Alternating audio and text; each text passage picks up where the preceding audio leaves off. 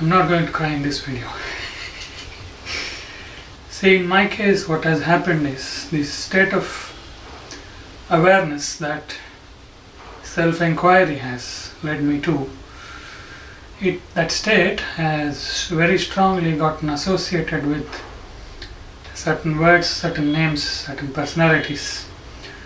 So whenever I utter those words, not whenever, but many a times when I utter those words, the same state is recalled and the same overwhelming is experienced. Yesterday, because this Ayodhya thing was happening, the name Ram came to my lips, but it actually doesn't matter to me whether it is Rama or Krishna or Shiva or Buddha or even self. Just the name, just the word self can invoke the same state of awareness. So I am not a devotee in the usual sense. Bhakti Marga has not been my primary way. My primary way has always been and still is Atma Vichara.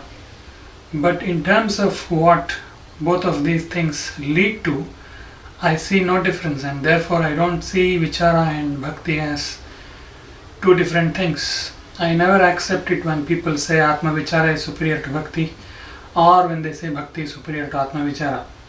There is no universal rule like that. It is just that for one person, one of it will be more suitable, the other will be less suitable. See, in general, intellect has been very badly tainted in many spiritual schools, and the emotions are glorified a lot, but I refuse to accept it as a general rule. Maybe for some people emotion may be more suitable, that is fine. See, if you look at it plainly, intellect is limited, emotion is also very equally limited. Intellect can be entangling, emotion can also be equally entangling. Intellect can be a doorway for something more, emotions can also be a doorway for something more. Actually, there is no difference between the two. To say that one is superior to the other, whether it is intellect superior to emotions or emotion superior to intellect, it is actually a folly to do so. This is one Facebook post which I wrote a few weeks back. I wanted to read it and share it here also. The popular notion of referring to intellect versus emotion as head versus heart is very simplistic and misleading. It is your own experience that when coarse and turbulent, be it intellect or emotions, it is rooted in the head or the body in general, body as a whole. The sense of exclusive individuality thrives in such a state. And when refined and subtle, be it intellect or emotions, inquiry or devotion, it is a doorway for something more than the body. The individual begins to dissolve. This is referred to as heart by some spiritual teachers. This sublime state has been mistakenly equated to all kinds of emotions, gross turbulent emotions, by the world at large, leading to a loose use of the word heart. It is not intellect or emotion by itself that is gross or sublime. It is not intellect or emotion by itself that is head or heart. It is the mode or the guna in which they are operating. If the intellect is operating in sattva mode, it will work very differently. It is just that not many people perhaps experience sattva through the intellect, that intellect has become some kind of villain. And when we say using the intellect in the spiritual path, it is not analysis. It's a wrong assumption that people have. Analysis may happen for some time to make the intellect a little robust, because otherwise inquiry, the actual inquiry will not happen. There will be so many assumptions and conclusions, and people will give way to it and not probe deeper. So some analysis and some building up of the intellect is just an initial phase, and that is not Jnana Yoga actually. The actual Jnana Yoga happens when one hits the dead end of the intellect and when one feels helpless, just the same way how a devotee feels desperate. There is absolutely no difference between the two. A Jnana Yogi who has seen the limit of the intellect, who finds it suffocating. See, usually people make this statement casually, logic is limited, and they will casually walk away. So one who sees this limit, when Jnana Yogi sees this limit, when he suffocates in that limitation, when he sees that there is a wall which I cannot cross, which the intellect cannot cross, he will become desperate and desperate and desperate and desperate, and that desperation will lead to something.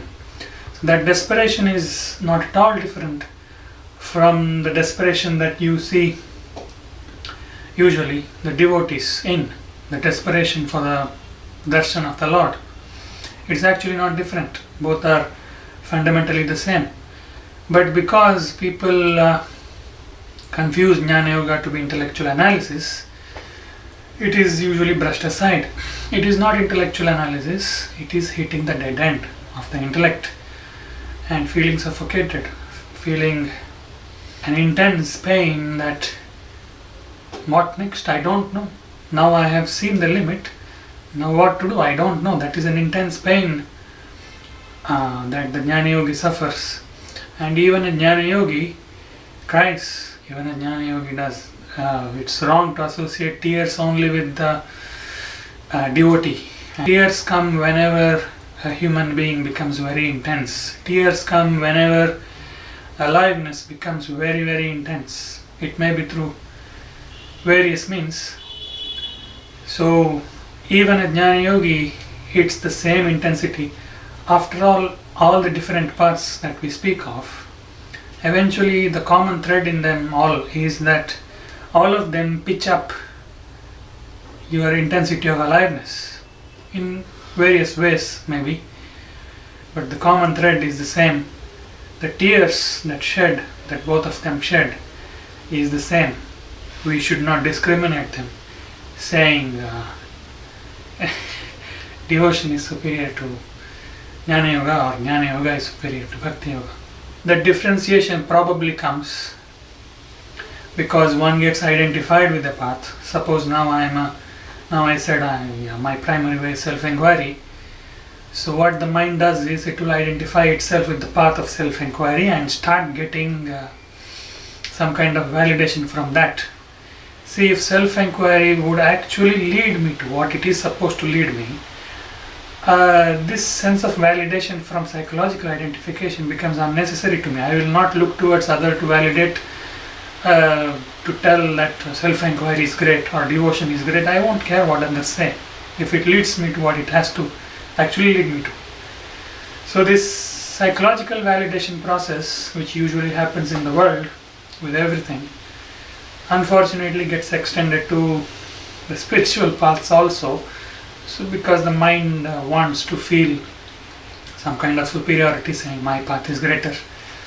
So it does all these things, but if you have really pushed the limits of whatever the faculty, whatever the method you are using, if you have pushed its limits, you have become really intense, suffocated yourself, shed tears, whatever that leads you to is not different, it's one and the same.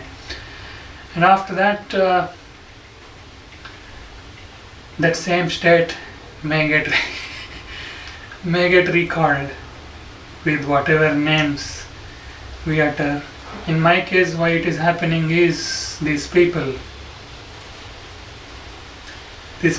like Rama, Krishna and Shiva, they have so strongly associated with this intense state of aliveness, and therefore when I see them as a form or when I utter their names, it's the same state that gets recalled. But in my case, it was originally induced through It was originally induced through self-inquiry. So bhakti was not my primary way, but after the honey started dripping, after the intellect was pushed to the limit, after I hit the wall several times, and after the honey started dripping, then I saw that it is one and the same. There is no difference.